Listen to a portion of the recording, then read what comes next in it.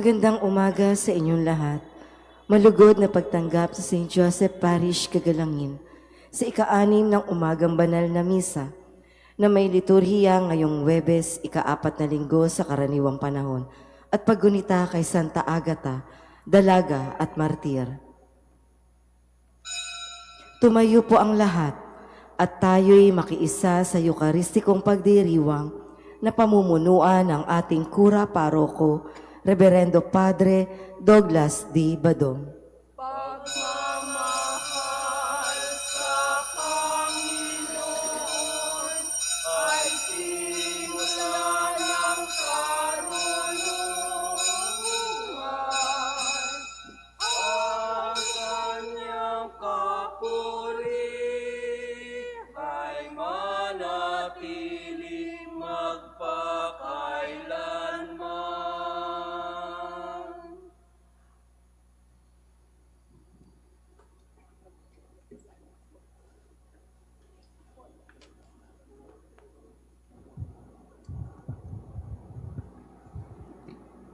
Sa ngalan ng Ama at ng Anak at ng Espiritu Santo, Amen.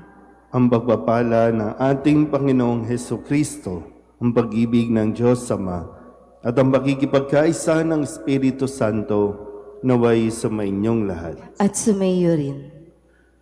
Mga kapatid, aminin natin ang ating mga kasalanan upang tayo'y maging marapat gumanap sa banal na pagdiriwang. Inaamin ko sa makapangyarihang Diyos at sa inyo mga kapatid na lubha akong nagkasala sa isip, sa salita at sa gawa at sa aking pagkukulang. Kaya isinasamo ko sa mahal na Birheng Maria, sa lahat ng mga anghel at mga banal, at sa inyo mga kapatid na ako'y ipanalangin sa Panginoong ating Diyos. Kawaan tayo ng makapangyarihang Diyos, patawarin tayo sa ating mga kasalanan at patnubayan tayo sa buhay na walang hanggan. Amen. Panginoon, kaawaan mo kami. Panginoon, kaawaan mo kami. Kristo, kaawaan mo kami. Kristo, kaawaan mo kami. Panginoon, kaawaan mo kami. Panginoon, kaawaan mo kami. Manalangin tayo. Ama naming makapangyarihan, ang dalaga at martir na si Santa Agata ay manikluhod nawa sa iyo para kami iyong patawarin. Dahil siya ay iyong kinalulugdan kailanman bilang matatag na martir at matapat hanggang kamatayan sa aming Panginoong Hesukristo kasama ng Espiritu Santo magpasawalang hanggan. Amen.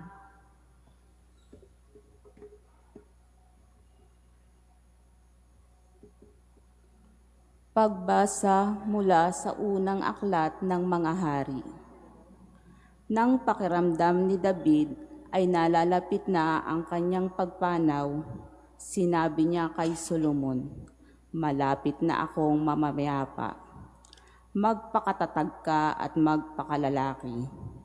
Tuparin mo ang iyong tungkulin sa Panginoon na iyong Diyos, at mamuhay ka ayon sa kanyang kalooban. Sundin mo ang kanyang mga batas, utos, hatol at tuntunin ayon sa nasusulat sa kautusan ni Moises. Sa gayon, magtatagumpay ka sa lahat mong gawain at tutuparin ng Panginoon ang mga pangako niya sa akin. Kapag ang iyong mga anak at inapo ay nanatili tapat sa akin at sumunod sa akin ng buong puso't kaluluwa, hindi mapapatid ang iyong lahi sa trono ng Israel." Namatay nga si Haring David at inilibing siya sa lungsod ni David. 40 taon siyang naghari, 7 sa Hebron at 33 sa Jerusalem.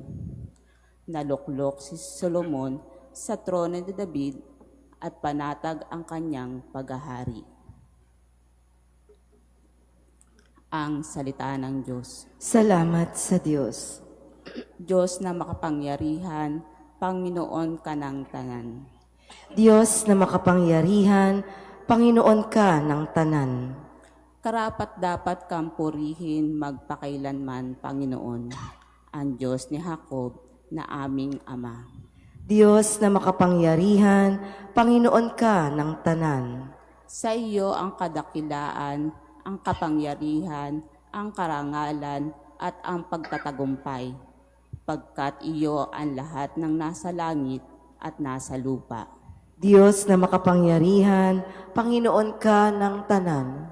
Sa iyo ang buong pamamahala at ikaw ang ahari ng lahat. Sa iyo nagmula ang kayamanan at karangalan. Diyos na makapangyarihan, Panginoon ka ng tanan.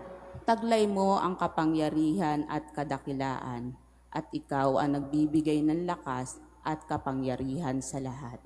Diyos na makapangyarihan, Panginoon ka ng tanan. Magsitayo na po ang lahat. Hallelujah! Hallelujah! Hallelujah! Hallelujah! Hallelujah! Hallelujah! Hallelujah! Ang Diyos ay maghahari na, talikdan ang tanang sala, manalig sa balita niya. Hallelujah! Hallelujah! Hallelujah!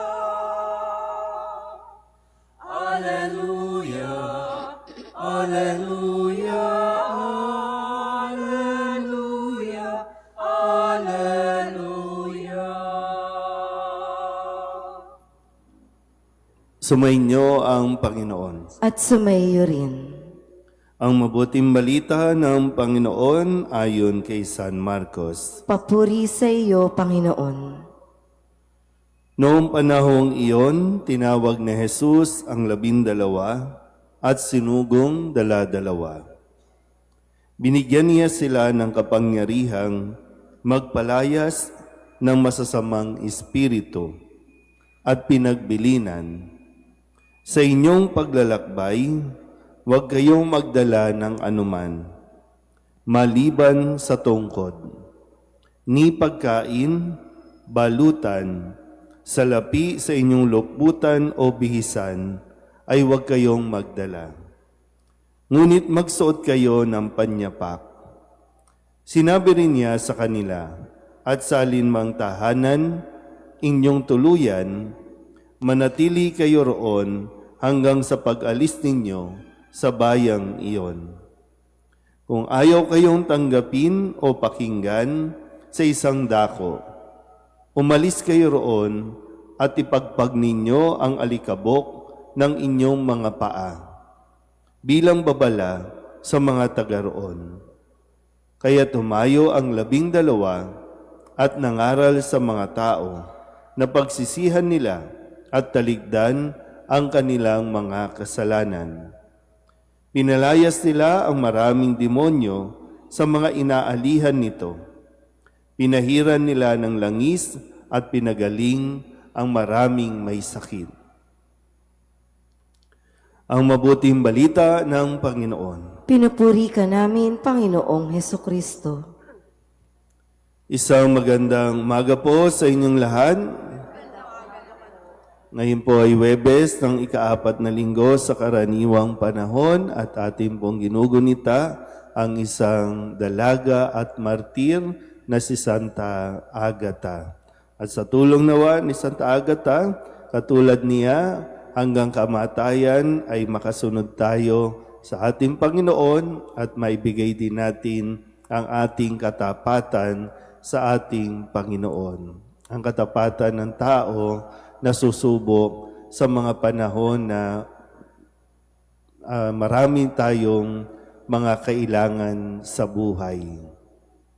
Kaya nga sa ating Ebanghelyo, ito yung panahon na kung saan ay tinawag ni Jesus ang 12 alagad at sila naman ay kanyang isinugo para sa misyon. Kadalasan, si Jesus ay kasama ng mga alagad at ipinapakita ni Jesus kung ano ang kanyang ipinapahayag at kung ano ang kanyang mga ginagawa. So pagkakataong ito, sila na muna ang gagawa nito nang hindi kasama physically si Jesus.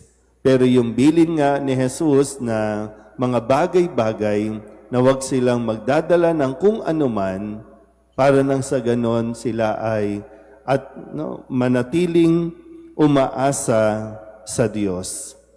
Kung paanong si Kristo ay laging nakadepende sa grasya o biyaya ng kanyang Diyos Ama, ngayon naman ay ipinapagawa niya ito sa kanyang mga alagad. At sa mga susunod na araw, may kita natin o maririnig natin ang kanila pong, yung naging resulta ng kanilang misyon. So isang misyon na binigay sa mga alagad. At nawa, matutunan din natin na napakahalaga na sa isang misyon, yung may pagtitiwala tayo sa Diyos. Yung mga material na bagay, darating yan. Pero kung pangungunahan tayo ng takot, pangungunahan tayo ng mga pangamba natin, doon tayo nawawala sa ating pagtitiwala sa nagsugo sa atin. Kadalasan po, sa aming mga pari, hindi nawawala yung pangamba. No? Halimbawa, kapag nagkakaroon ng rotation, ng pagpapalit, at ma-assign kami sa ibang lugar, halimbawa, sa karanasan ko, mula doon sa Divisoria, na malipat dito, para bang anong gagawin ko dito, paano ito. Pero yun nga po, laging pinapaalala sa akin ng Panginoon na ito ay misyon na ibinigay ng Diyos, magtiwala lang at hindi naman ito pababayaan ng Diyos. Ang mahalaga, nakafocus sa sentro ng misyon, ang magpahayag ng mabuting balita at nang sa ganon ay mailapit ang mga tao sa Diyos at ang Diyos naman ay mailapit o maiparamdam sa mga tao kung saan man ako mapadpad, kung saan man ang pari maipadala bilang isang misyon. So I'm sure lahat naman tayo, kahit kayo po na mga laiko ay merong kabahagi sa misyong ito ng pagpapahayag ng mabuting balita. Kailangan lang natin talagang harapin yung mga takot natin sa buhay. Paano natin gagawin ito? Ano ang kailangan? Unahin muna natin magtiwala sa Diyos. Amen?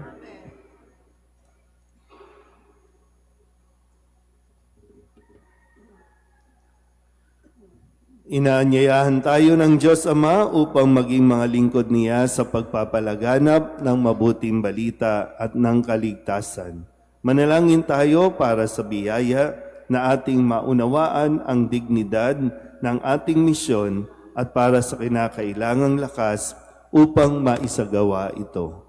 Ang ating pong itutugon, Panginoon, dinggin mo ang aming panalangin. Panginoon, dinggin mo ang aming panalangin.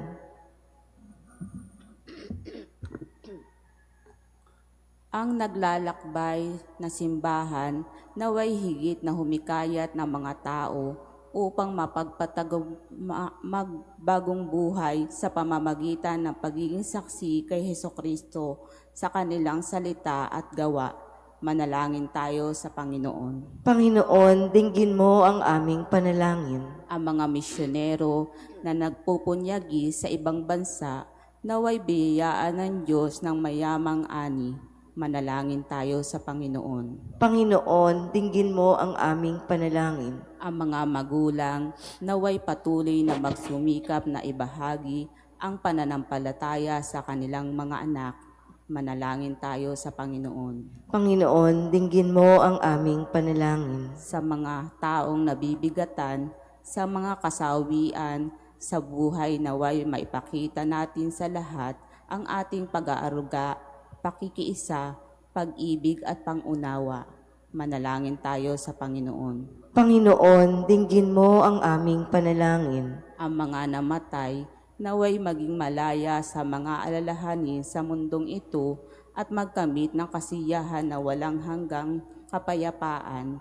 Manalangin tayo sa Panginoon. Panginoon, dinggin mo ang aming panalangin. Idulog din natin sa Panginoon ang ating mga personal na kahilingan at mga panalangin para sa ating mga pamilya, kasama din ang mga kahilingan ng mga nanonood sa online. Lahat ng mga misang pasasalamat, special na intensyon, agarang paggaling ng mga may sakit, ang lahat ng mga kaluluwa na inihiling na ipagdasal sa misang ito.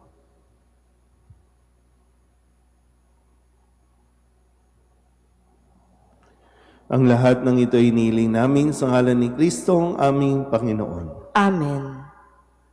Handog namin sa iyo, Ama, ang tinapay at alak na ito. Handog ng bayang umaasa, sumasambot nagmamahal sa'yo. Handog namin sa iyo, Ama, ang tinapay at alak na ito. Handog ng bayang umaasa, sumasambat nagmamahal sa'yo. Manalangin kayo mga kapatid upang paghahain natin ang kalugdan ng Diyos Amang makapangyarihan.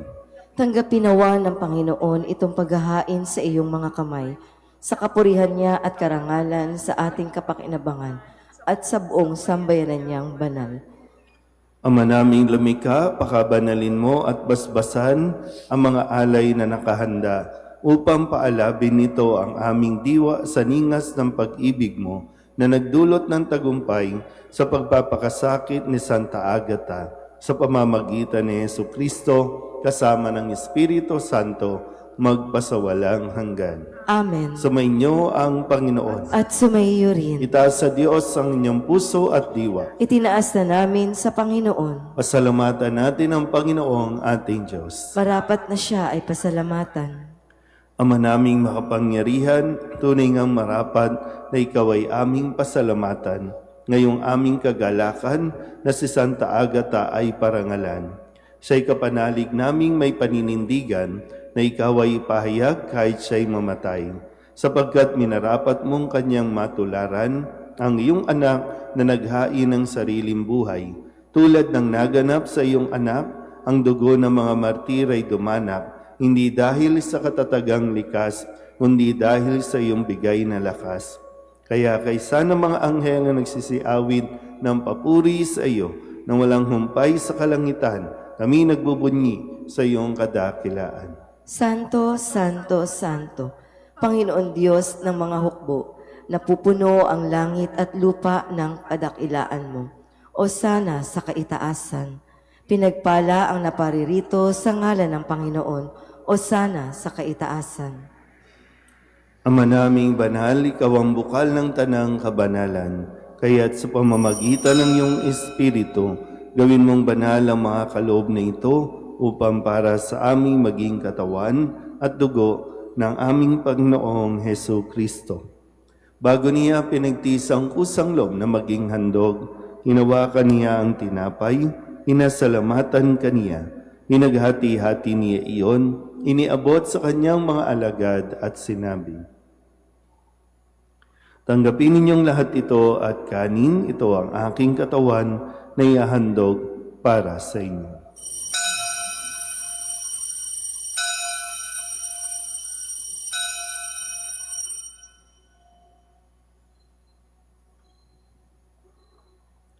Gayun din naman nang matapos ang hapunan, inawakan niya ang kalis, muli kaniyang pinasalamatan.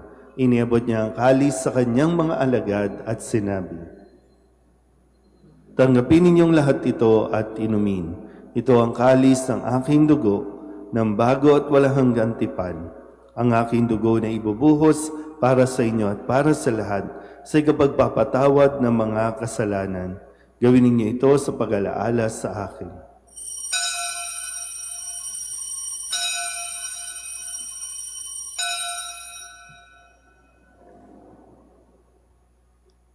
Ipagbunyi natin ang misteryo ng pananampalataya. Si Kristo'y namatay, si Kristo'y nabuhay, si Kristo'y babalik sa wakas ng panahon. Ang mga ginagawa namin ngayon ang pag-alaala sa pagkamatay at muling pagkabuhay ng iyong anak.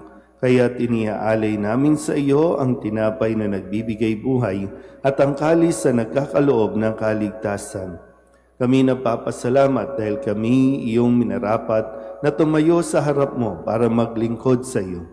Isinasamo namin kami magsasalo-salo sa katawan at dugo ni Kristo ay mabuklod sa pagkakaisa sa pamamagitan ng Espiritu Santo. Amalingapin mo ang iyong simbahang laganap sa buong daigdig.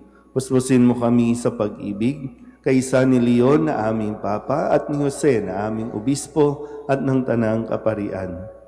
Alalahanin mo rin ang mga kapatid naming nahimlay na may pag-asang sila'y muling mabubuhay, gayon din ang lahat ng mga pumanaw. Kawaan mo sila at patuloyin sa iyong kaliwanagan. Kawaan mo at pag-inapating kaming lahat na makasalo sa iyong buhay na walang wakas. Kaysa ng mahal na Birheng Maria na Ina ng Diyos, ng kabiyak ng puso niyang si San Jose, kaysa ng mga apostol at ng lahat ng mga banal na namuhay dito sa daigdig ng kalugod-lugod sa iyo, may pagdiwang nawa namin ang papupuri sa ikararangal mo sa pamamagitan ng iyong anak na aming Panginoong Jesucristo. Sa pamamagitan ni Kristo, kasama niya at sa Kanya, ang lahat ng parangal at papuri ay sa iyo, Diyos amang makapangyarihan, kasama ng Espiritu Santo, magpasawalang hanggan. Amen.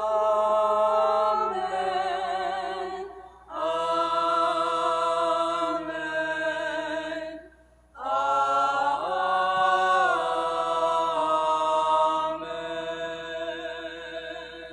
Sa tagabili naman nakagagaling na utos at turo ni Jesus sa Panginoon natin at Diyos, ipahayag natin ang lakas loob. Ama namin, sumasalangit ka, sambahin ang ngalan mo, mapasa amin ang kaharian mo, sundin ang loob mo dito sa lupa para ng sa langit. Bigyan mo kami ngayon ng aming kakanin sa araw-araw at patawarin mo kami sa aming mga sala, para ng pagpapatawad namin sa nagkakasala sa amin, at huwag mo kaming ipahintulot sa tukso, at iadya mo kami sa lahat ng masama. Hinihiling namin kami iadya sa lahat ng masama, pagkalooban ng kapayapaan araw-araw, iligtas sa kasalanan, at ilayo sa lahat ng kapahamakan, samantalang aming pinananabikan ang dakilang araw ng pagpapahayag ng tagapagligtas naming sa Jesucristo. Sapagkat iyo ang kaharian at ang kapangyarihan at ang kapurihan, magpakailanman. Amen. Panginoong Jesucristo, sinabi mo sa iyong mga apostol, kapayapaan ang iniiwan ko sa inyo, ang aking kapayapaan ang binibigay ko sa inyo. Tunghayan mo ang aming pananampalataya at huwag ang aming mga pagkakasala. Pagkalooban mo kami ng kapayapaan ng pagkakaisa ayon sa iyong kalooban, asama ng Espiritu Santo, magpasawalang hanggan. Amen. Ang kapayapaan ng Panginoon ay laging sumainyo. At sumaiyo rin. Magbigayan tayo ng kapayapaan sa isa't isa. Kordero ng Diyos na nag-aalis ng mga kasalanan ng sanlibutan, maawa ka sa amin. Kordero ng Diyos na nag-aalis ng mga kasalanan ng sanlibutan, maawa ka sa amin. Kordero ng Diyos na nag-aalis ng mga kasalanan ng sanlibutan, ipagkaloob mo sa amin ang kapayapaan. Ito ang kordero ng Diyos. Ito nag-aalis ang kasalanan ng sanlibutan. Mapalad ang mga inaanyayahan sa kanyang piging. Panginoon, hindi ako karapat-dapat na magpatuloy sa iyo, ngunit sa isang salita mo lamang ay gagaling na ako.